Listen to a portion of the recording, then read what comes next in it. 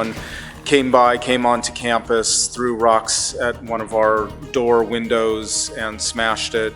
The Fresno Police Department is investigating 2 incidents targeting the Jewish community. I'm Stephen Gomez, and you'll hear from the rabbi impacted next at 8.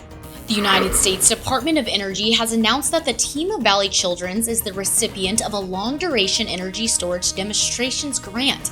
I'm Emma Ott, and I'll have that story ahead at 8. The California Public Utilities Commission is considering a rule that would gut the payments that solar panels on apartment buildings receive. I'm Athena Matsikas with a story coming up next.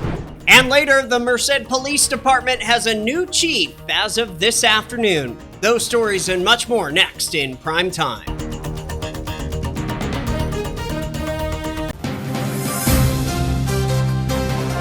New, local, unique. MyTV 53 News at 8 starts right now.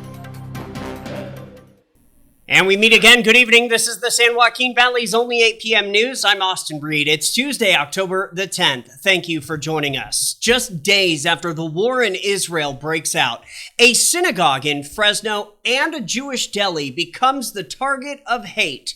MyTV 53 News spoke exclusively with the rabbi of Temple Beth Israel today, and reporter Stephen Gomez is on the story. The Fresno Police Department are currently investigating 2 incidents that took place in the city overnight.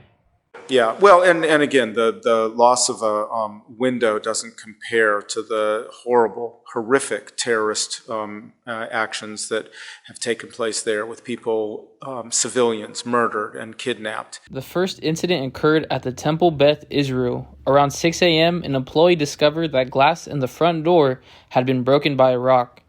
They also found a backpack containing several more rocks that had been left behind. No suspect was seen, and although there are no indications at this time that this is a hate crime, Fresno PD says they are investigating it as a hate incident.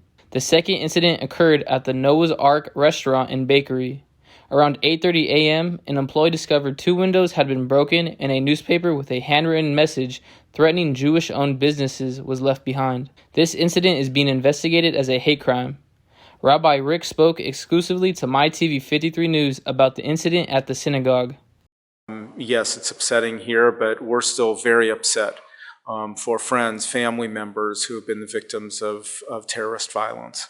When you do the math, it's really disturbing because Israel is a very small country. This would be the equivalent of 25,000 Americans being killed in one attack. So yes, 9/11, but add it significantly. If you have any information, call Fresno PD. Reporting for MyTV 53 News at 8, I'm Stephen Gomez. Austin, back to you.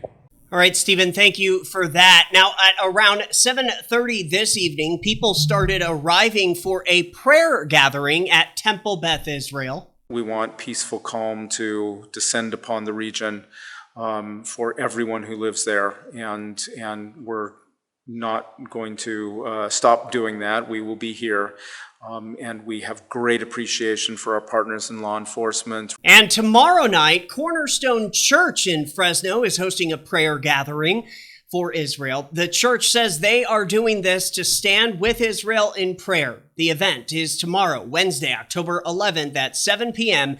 in the historic Wilson Theater in downtown Fresno. And for our viewers watching on KNXT in Kern County, the Bakersfield Jewish community has asked the public to join them in solidarity.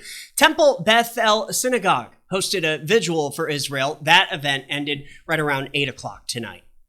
This all comes as Israel is currently hammering Gaza with airstrikes, hitting hundreds of targets and reducing neighborhoods to rubble after a devastating attack by Hamas militants. Today, U.S. President Joe Biden described the attacks as an act of sheer evil and confirmed that 14 Americans were killed in the bloodshed while others were held hostage in Gaza. There's still so many families desperately waiting to hear the fate of their loved ones, not knowing if they're alive or dead or hostages. Infants in their mother's arms, grandparents in wheelchairs, Holocaust survivors abducted and held hostage. Overall, between 100 and 150 hostages are believed to be held in Gaza, according to CNN. Since Saturday, more than 1,000 people have died in Israel and 900 have died in Gaza. Do stay with MyTV 53 News for continuing coverage of this new war.